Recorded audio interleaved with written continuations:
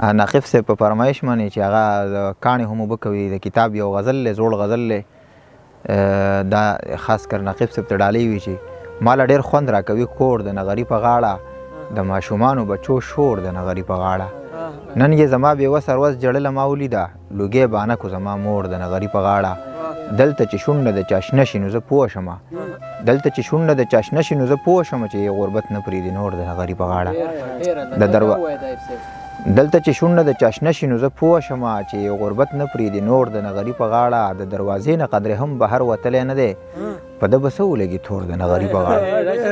د دروازې نه قدرې هم بهر وتلی نه دی په ده به څه ولګي تور د نغري په غاړه او واوري چې اوري هغه نه راځي یخني کېږي ناسته تر څنګه وي د اور د نغري په غاړه واوري چې اوري هغه نه راځي یخني کېږي ناسته تر څنګه وي د اور د نغري په غاړه اوس چې د خان خبرې نه وړمه نو څه وکړمه اوس چې د خان خبرې نه وړمه نو څه وکړمه ما نه والۍ غوښتې وي خور د نغري په غاړه او چې نور څه نه وي مور به کاڼي ورله نه خوټ کوي چې نور څه نه وي مور به کاڼي ورله نه خوټ کوي بچي یې لوږې کړه نسکور د نغري په غاړه او تای به دې عمل له څه نوم ورکولی شي څوک ورور ته چې ښه نه ښکاري ورور د نغري په غاړه دا یې دوه شعر دي چې سړو که په ډب کېږي نو په ډب پکې پیدا کوي سړو که په ډب کېږي نو په ډب پکې پیدا کوي خو نه وي کل له غمو که یا دب پکې پیدا کوي دا زړونه درنه مړه د بې حسۍ په مرض نشي دا زړونه درنه مړه د بې حسۍ په مرض نشي لږ درد او لږه یره د خپل رب پکې پیدا کوي او یو غزل دی چې د زړه مسلماني کم ده د خولې مسلماني ده د زړه مسلماني کم ده د خولې مسلماني ده په من کې پاتې شوې د نامې مسلماني ده بانګ وایي ته یې ناورې کڼې مسلماني ده دا خوله دې لږه بنده که پخې مسلماني ده او شعر دی پکې چې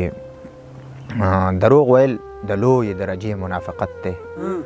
دروغ ویل د لویې درجې منافقت دی رښتیا ویل د لویې مرتبې مسلماني ده او نه یره د ایمان شته نه د لوږې تندې یره نه یره د ایمان شته نه د لوږې تندې یره د نن مسلماني خو د مزې مسلماني ده غلا شوکې فحاشۍ په سړکونو سره عام شو غلا شوکې فحاشۍ په سړکونو سره عام شوې په خوب ده پرته د خاریې مسلماني ده الله درکړی جسم د الله مرضۍ له ورکه د خپلې پردې خیال ساته دغې مسلماني ده الله درکړی جسم د الله مرضۍ له ورکه د خپلې پردې خیال ساته دغې مسلماني ده او بس موس کول روژه نیسل او حج کول تایبه بس موس کول روژه نیسل او حج کول تایبه د خلکو په ذهنونو کې تر دې مسلماني ده